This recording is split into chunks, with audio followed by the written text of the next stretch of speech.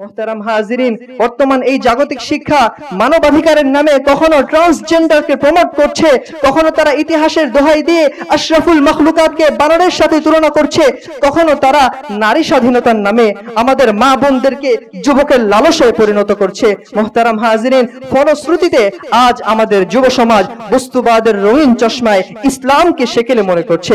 তাই তো বিশ্বনবী সাল্লাল্লাহু আলাইহি ওয়াসাল্লাম বলেছিলেন, সাল্লাল্লাহু ইলমান নাফিআ ওয়া তাআওয়াযু বিল্লাহি মিন ইলমিন লা ইয়ানফা, অর্থাৎ তোমরা রব্বে কারীমের নিকট উপকারী ইলম প্রার্থনা করো, অনর্থক ইলম থেকে পানাহ চাও।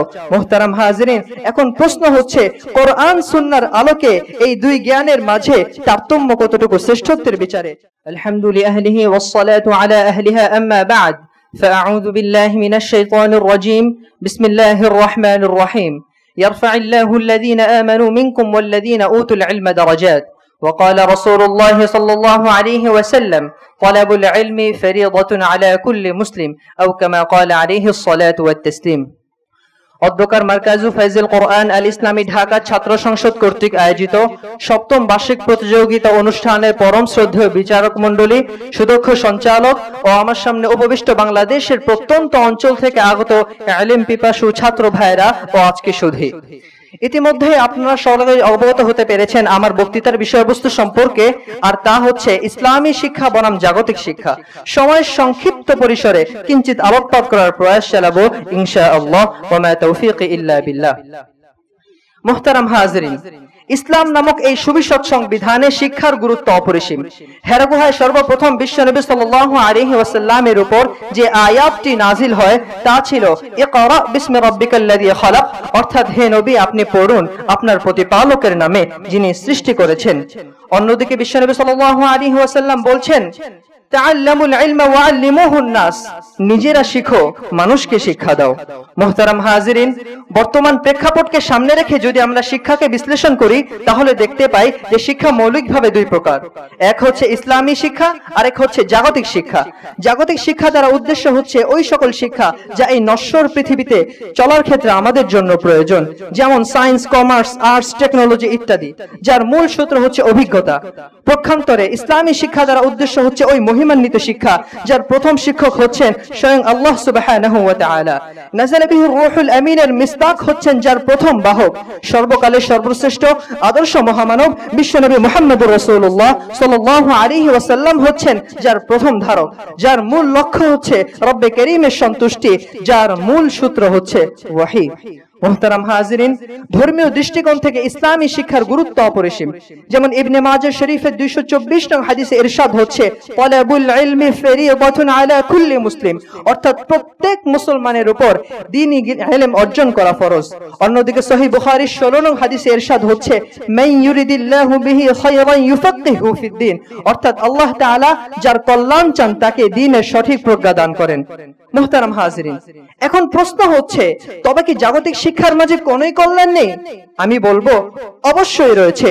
ফরজ পরিমাণে ইলম অর্জন করার পরে কেউ যদি দ্বীনি খিদমতের নিয়তে জাগতিক শিক্ষা অর্জন করে তবে সেও সওয়াবের আশা করতে পারে, কেননা সহিহ বুখারীর প্রথম হাদিসে ইরশাদ হচ্ছে, ইন্নামাল আ'মালু বিন্নিয়াত, অর্থাৎ সমস্ত কাজই নিয়তের উপর নির্ভরশীল।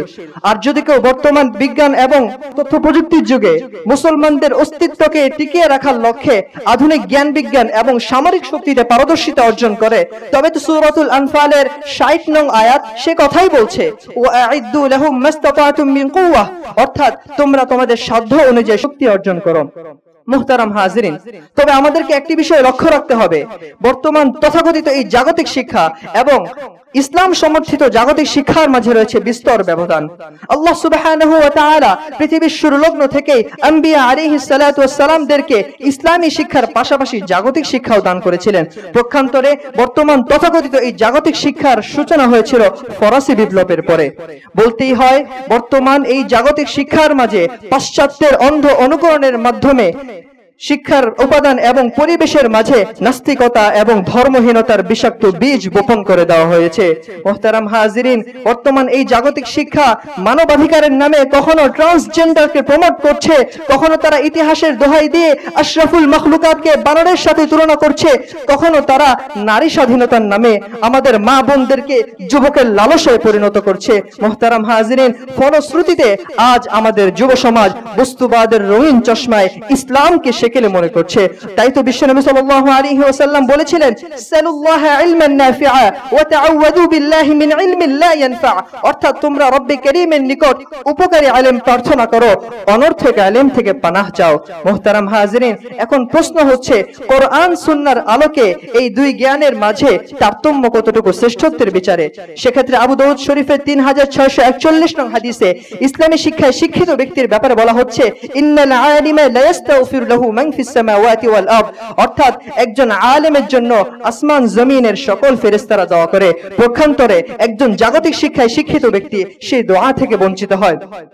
অন্য এক হাদিসে ইসলামী শিক্ষার শিক্ষার্থীর ব্যাপারে ইরশাদ হচ্ছে, হুম আহলুল কোরআন আহলুল্লাহি ওয়া খাসসাতুহু, অর্থাৎ তারাই কোরআনের আহাল, তারাই রব্বে কারীমের পরিবার, তারাই রব্বে কারীমের আস্থাভাজন। পক্ষান্তরে জাগতিক শিক্ষার শিক্ষার্থীরা রব্বে কারীমের পরিবারের সদস্য হওয়া তো দূরের কথা, বরং তারা কখনো কখনো রব্বে কারীমের শত্রু সাব্যস্ত হয়ে যায়। মুহতারাম হাজিরিন, পরিশেষে আমি এতটুকুই বলবো, এই নশ্বর পৃথিবীতে টিকে থাকার জন্য যতটুকু জাগতিক জ্ঞান অর্জন করা প্রয়োজন, আমাদের ঈমান এবং ইসলামকে সুরক্ষিত রেখে আমরা ততটুকুই অর্জন করব। পক্ষান্তরে ইহকালীন এবং পরকালীন চূড়ান্ত সফলতার জন্য আমরা ইসলামী শিক্ষাকে সর্বোচ্চ গুরুত্ব দান করব, যাতে করে আমরা সমাজের প্রতিটি রন্ধে রন্ধে ছড়িয়ে দিতে পারি ইসলামী শিক্ষার আলো, গড়ে যেতে পারি সুশোভিত এক আদর্শ সমাজ। রব্বে কারীম আমাদের সকলকে তৌফিক দান করুন, আমিন। ওয়া আখিরু দাওয়ানা আনিল হামদুলিল্লাহি রাব্বিল আলামিন, ওয়াসসালামু আলাইকুম ওয়া রাহমাতুল্লাহি ওয়া বারাকাতুহু। মারকাজু ফাইজিল কুরআন আল ইসলামী, ঢাকা বিশ্বমানের হাফেজ ও আলেম গড়ার নির্ভরযোগ্য প্রতিষ্ঠান।